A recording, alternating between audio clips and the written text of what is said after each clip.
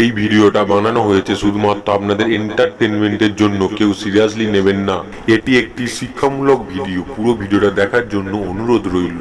ধন্যবাদ।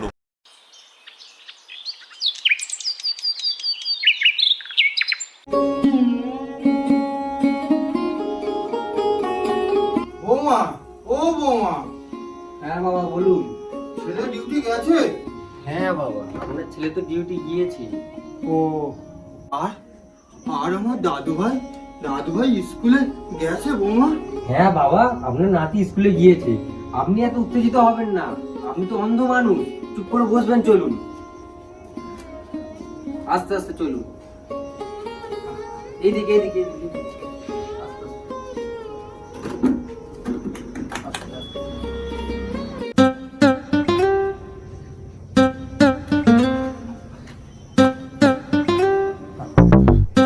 বাবা কেমন আছো বাবা? ওকা ভালো আছে, আমি ভালো আছি। কিছু খাওয়া দাওয়া করেছো? আর ওকা, বলো বাবা। একটা কথা বলবো বাবা। বলো। রোজ রোজ ডাল ভাত আর ভালো লাগে না রে খোকা, একটু মাছ হলে। আচ্ছা বাবা, দেখছি যদি কিছু ব্যবস্থা করতে পারি বাবা। আচ্ছা বাবা, আপনি তো অন্ধ মানুষ, মাছে তো কাঁটা আছে, গলায় বেঁধে মরবেন নাকি? হে ভগবান, অন্ধ হয়ে গেছি বলে সংসারের বোঝা হয়ে গেছি আমি। ভগবান,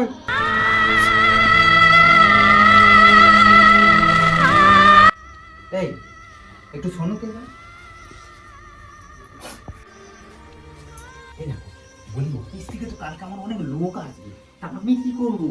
যদি বাবা যদি এরকম করে তাহলে ওনাদের সামনে কি আমার মান ইজ্জত কিছু থাকবে?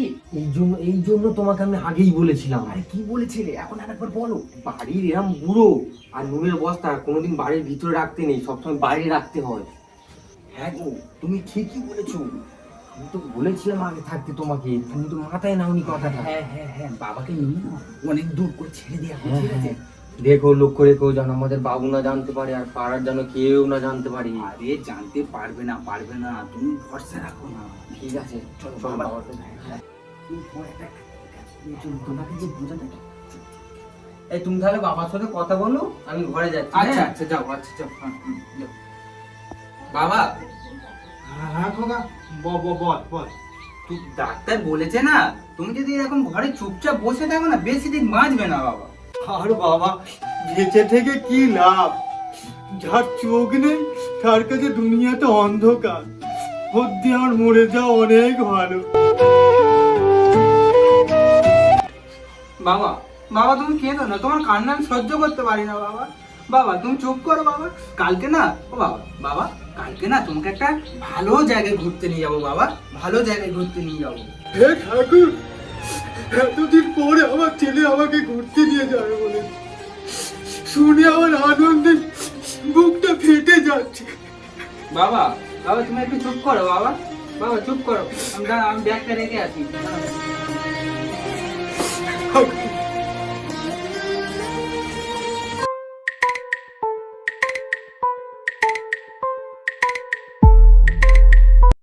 আজ আমার ছেলে আমাকে ঘুরতে নিয়ে যাবে বলে কি আনন্দ হচ্ছে যে আজ আমার। বাবা,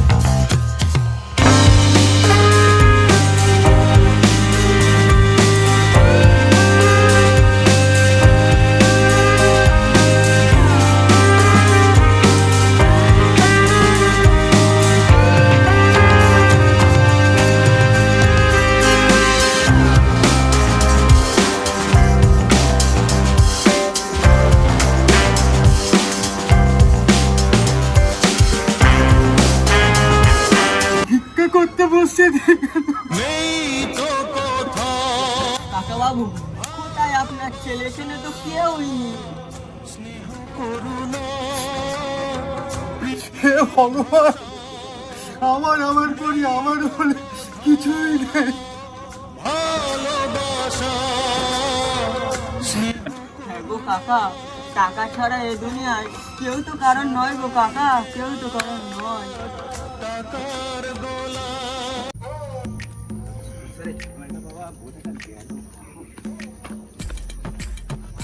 বাবা কোথায় যাচ্ছিস? এই তো পড়তে যাচ্ছি। আচ্ছা যা বাবা, ভালো করে পড়াশোনা করবি। হ্যাঁ, তোকে তো ডাক্তার হতে হবে, ইঞ্জিনিয়ার হতে হবে। না বাবা না, আমি সায়েন্টিস্ট হব। কেন রে বাবা, হঠাৎ তো সায়েন্টিস্ট হওয়ার মন হলো কেন?